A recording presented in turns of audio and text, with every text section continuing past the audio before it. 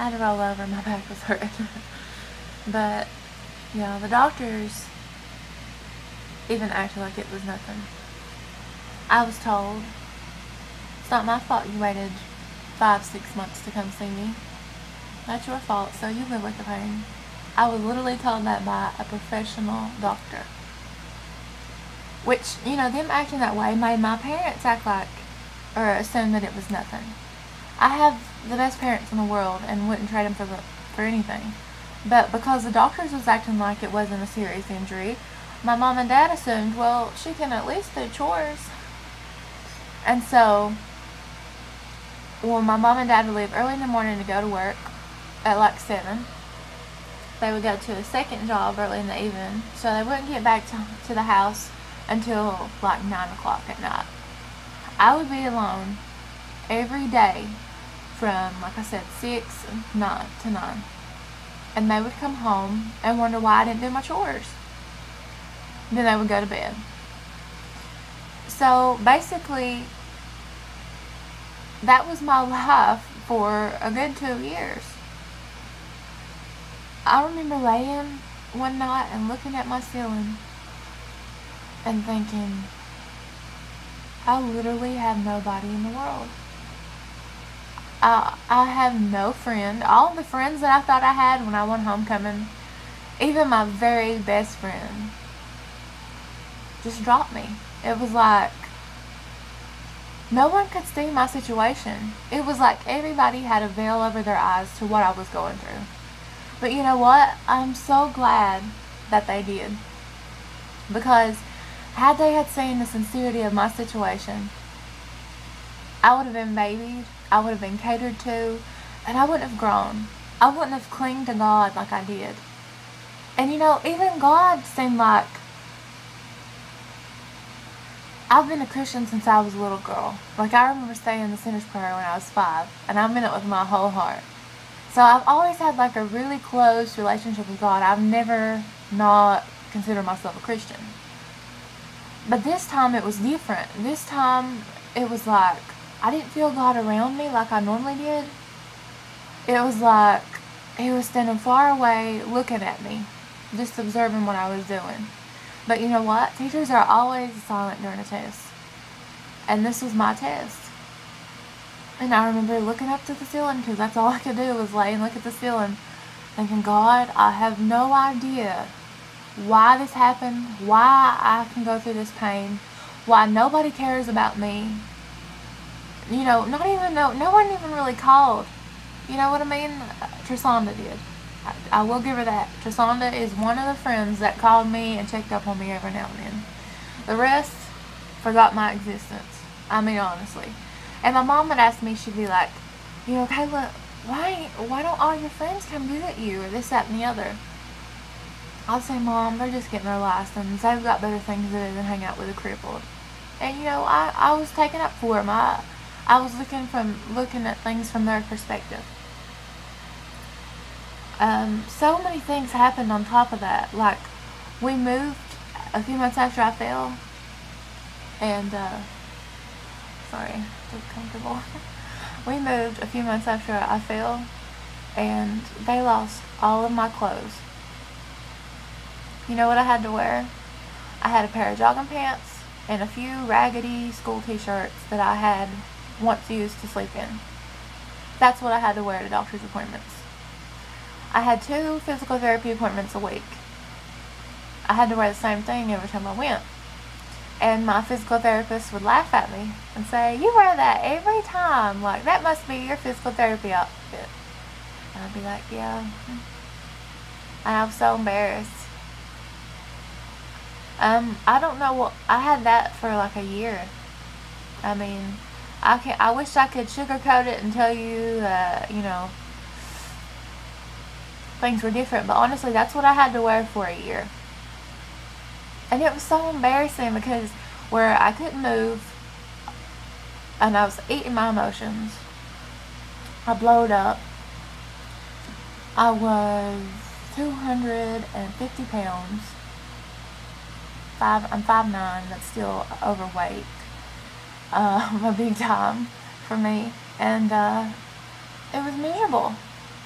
I felt nasty. I would have to go 4 days without bathing.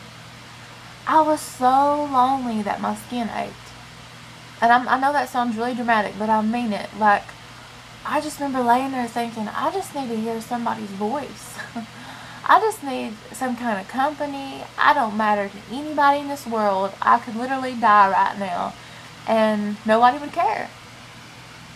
Eventually I found out that the girls that I had took up for not visiting me had made fun of me for breaking my back. They, come my senior year, I wanted so badly to be able to be around my friends. I wanted so bad to just go back to normal and hang around them and talk and laugh and just be in school. So I told my doctor that, and he's like, "No, Kayla, are you sure?" And I was like, "I just want to try it. I just want to try to go back to school and see if I can do it." So he said, "Alright, I'll take you off homebound, but be realistic." I had to have a special seat in each class because I couldn't sit in a hard back seat, because I really need to lean back and stretch my back out sometimes. I can't sit in a firm seat for all day long. So I found out that was a joke to everybody. Like, Kayla needs a seat, haha. And when I found out one time in nursing class, the teacher had the skeleton out in the middle of the floor, and she said, "Right here's where you broke your back, Kayla." And I said, "No, right here and right here." I corrected her because she got it wrong. Well, while I was correcting her, apparently the people that I was sitting with, that I thought were my friends, were rolling their eyes at the class, and eventually told everybody, you know, she needs to get over it. She needs to quit trying to get attention for breaking her back. I mean, God, it happened 2-3 years ago. Like, just going on like that. And I have to be honest with you, when I heard that, it broke my heart. It broke my heart. I didn't get mad at him. I didn't want to hurt him. I cried. Because I thought, man, I thought you were my friend. I thought you knew me, and I thought you cared. And you didn't even care. I was taking up for you for not visiting me, and you're making fun of me while I'm taking up for you. After that, it made me feel like afraid to be myself for a while. I felt like a joke to everybody. I felt like I don't even know what to say, because you're going to laugh at me behind my back. And I'm really sensitive. I'm really self-conscious and sensitive, and I was more so then than ever, because I had found out that everybody I thought that liked me made a joke out of me. And I didn't know how to handle that, so that really hurt. On top of that, I wanted to go to school and be around these people that were making fun of me behind my back so bad that during lunch and snack, I would go into the cheerleading coach's room and lay down on the cheerleading mat during lunch and snack. And I'd lay in there alone. I wouldn't eat or nothing. I would just lay in there alone and rest my back, so I would be able to walk around and sit down in those chairs all day. Because it really killed me. I mean, honestly, I was in major pain. I eventually had to drop back out of school and go back on homebound, because my back completely collapsed and I couldn't even raise myself up for a long time. So I really went through hell and back. But the whole point of that story was to bring up this little old woman that I ran into one day at the store. I had just got back from, I'm sorry, I can't get comfortable to save my life. I had just got back from getting shots in my back, because I was so desperate to just get a little bit of relief, and I begged my doctor to give me pain shots in my back to just see if it would help.